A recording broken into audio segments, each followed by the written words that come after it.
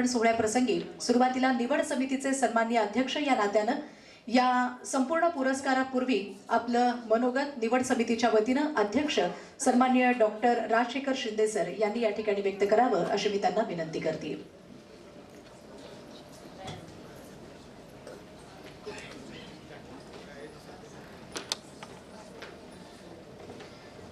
नमस्कार. मनोरमा साहित्य पुरस्काराचं हे 27वं वर्ष.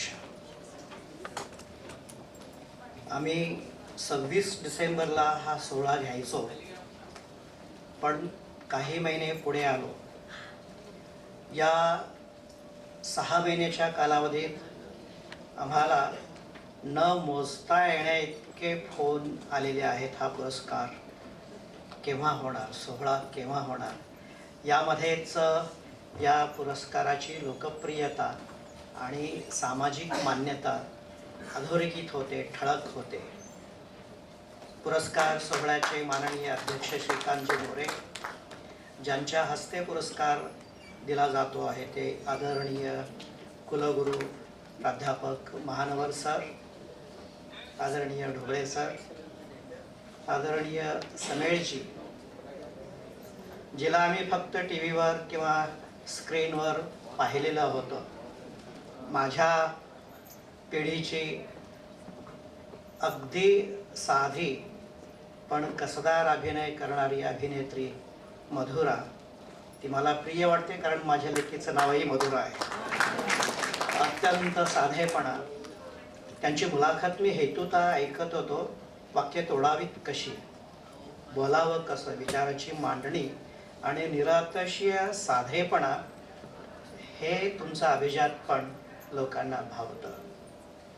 शोभाताई, अस्मिताताई, आपण सर्व रसिक, अर्थात doctor Sumit, doctor Rucha, doctor Mitali आणि सर्व मनोरमा परिवार.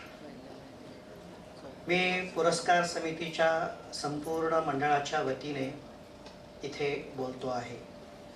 मी स्वतः डॉक्टर कविता मुरुंकर, श्री कल्याण काळे, पद्माकर काळे कुलकर्णी, मगाशी मी व्यक्त केलं होतं, पद्माकर कुलकर्णी यांच्या वतीने मी बोलतो आहे. उपस्थित सर्व रसिक हो. निवड समितीचं हे काम अत्यंत जिकिरीचं असतं. 4-6 महिने अथक थकवा यावा इतकं हे जीवघेणं वाचन असतं.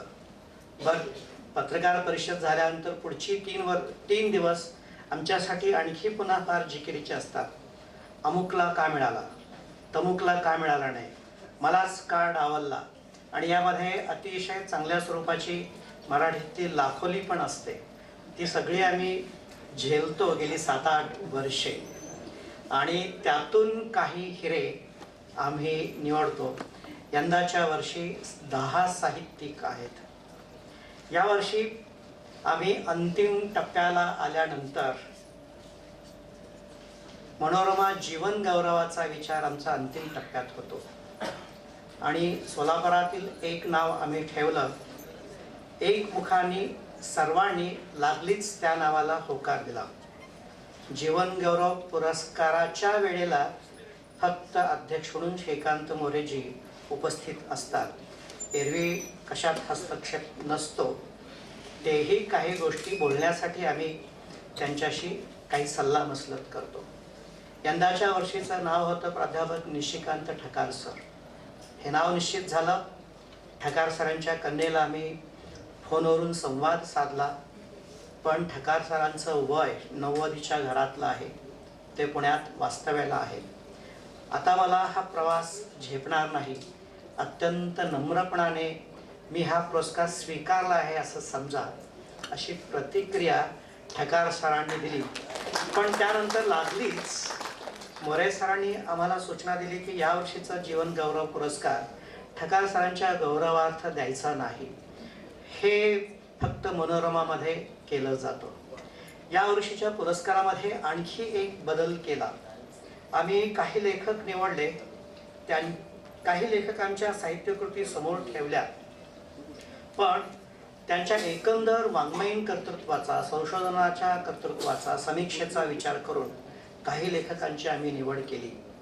त्यातील ॲडव्होकेट लगनसिंग कटरे गोंदिया, आनंद मेणसे बेळगाव, प्रमोद गारोडे अमरावती, सुजाता जाधव ठाणे, ललित अधाणे संभाजीनगर, डॉक्टर संदीप सांगळे पुणे, सुनेत्रा पंडित सोलापूर, प्रतापसिंह चव्हाण बेळगाव, चित्रा क्षीरसागर गोवा. या लेखकांची काही कृती समोर ठेवली आणि त्या साहित्यकृतीऐवजी या लेखकांच्या एकूण कर्तृत्वाला आम्ही यावर्षी गौरव करण्याचं ठरवलं आणि त्यांना आपण तो पुरस्कार दिला. मनोरमाची एक दृष्टी आहे, ती कदाचित काकदृष्टी असेल. आमच्या परीक्षक मंडळाची ती काकदृष्टी असेल. आम्ही दरवर्षी एक असं पुस्तक निवडतो जे पुस्तक सतत चालतं राहतं, पुढे सरकत राहतं. असा अनुभव आहे. फेसाटी किंवा पधारो मारे देस, आणखी 2-3 पुस्तके पहिल्यांदाच ताजी होती ती निवडली आणि पुढे त्यांना साहित्य अकादमी, युवा साहित्य अकादमीचे पुरस्कार प्राप्त झालेले आहेत. ज्यांना जीवन गौरव दिला, गौरविलं, ते पुढे साहित्य संमेलनाचे अध्यक्ष झाले. पण या वर्षीचं एक वैशिष्ट्य असं आहे, एका लेखकाच्या संबंध वाङ्मयीन कर्तृत्वाचा गौरव न करता त्याच्या पुस्तकाचा गौरव करण्याचं आम्ही ठरवलं. हे पुस्तक म्हणजे मन समजावन. हे सोलापूरचेच सुपुत्र आहेत संग्राम गायकवाड. सर्व लेखकांचं मी अभिनंदन करतो. सर्व 10 लेखकांनी आमच्या विनंतीला मान दिला. तो पुरस्कार स्वीकारण्यासाठी येतो आहोत असं त्यांनी कळवलं. या सर्वांवर मला बोलता येईल, पण प्रातिनिधिक फक्त एका लेखकाच्या अनुषंगाने बोलतो. बाकीच्या लोकांचा तो अधिक्षेप होणार नाही असं मी जाहीर करतो, गृहीत करतो. संग्राम गायकवाड हे सोलापूरचे आहेत. यांचं वैशिष्ट्य असं की या 4 भावंडांपैकी 3 भावंडांना मनोरमा पुरस्कार मिळालेला आहे आणि एक बहीण आहे. हे सगळे उत्कृष्ट स्वरूपाचे लेखक आहेत. संग्राम गायकवाड प्रशासकीय अधिकारी, केंद्रीय सेवेत आहेत.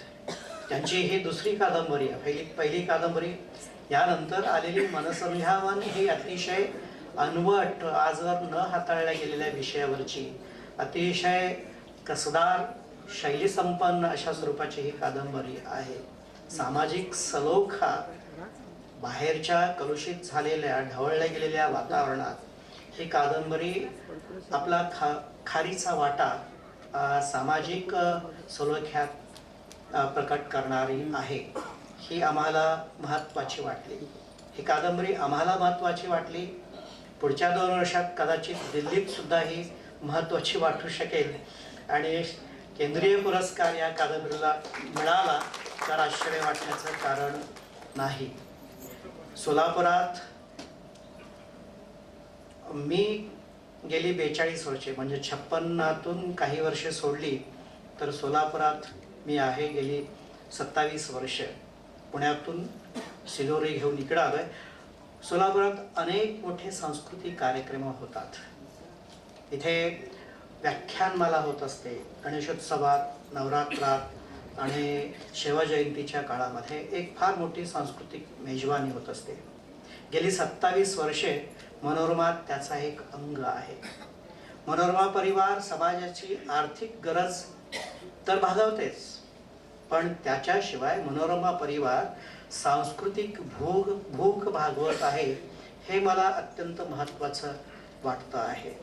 लेखक इथे यावेत, ते रसिकांशी आपल्या संवाद साधावेत, रसिकांना त्यांना पाहावं आणि शक्य झाल्यास त्यांच्या सेवेला आपण गौरव करावा. सोलापूर हे बहुसांस्कृतिक शहर आहे. आत्ता मगाशी मधुरा वेलणकर ताई म्हणाल्या इथे अनेक भाषा आहेत. एक मी उल्लेख करतो 1861च्या सर्वेचा. 1861च्या सर्वेमध्ये सोलापुरात 8 लोक मातृभाषा संस्कृत आहे सांगणारे होते 1861 साली. म्हणजे आपला पारंपरिक वसा जपणारं हे शहर आहे. बरेच लोक सोलापूरकरच म्हणतात बिन चेहऱ्याचं सोलापूर आहे, पण सोलापूरला फार सुंदर चेहरा आहे, रंगरंगोटी न केलेला, कदाचित तो म्हणून डोळ्यात भरत नसावा. अशा शहरामध्ये मनोरमा एक अतिशय उत्कृष्ट काम करत आहे. आपण सर्व रसिक त्याला साथ देत आहात. आम्हा परीक्षक मंडळाला मनोरमा परिवार, आदरणीय मोरे सर, शोभाताई कोणत्याही प्रकारचं दबाव न आणता अत्यंत मोकळेपणानं निवडीला वाव देतात. मी संपूर्ण परीक्षकांच्या वतीने त्यांचा आभार प्रकट करतो आणि सर्वांच्या वतीने मी बोललो. धन्यवाद.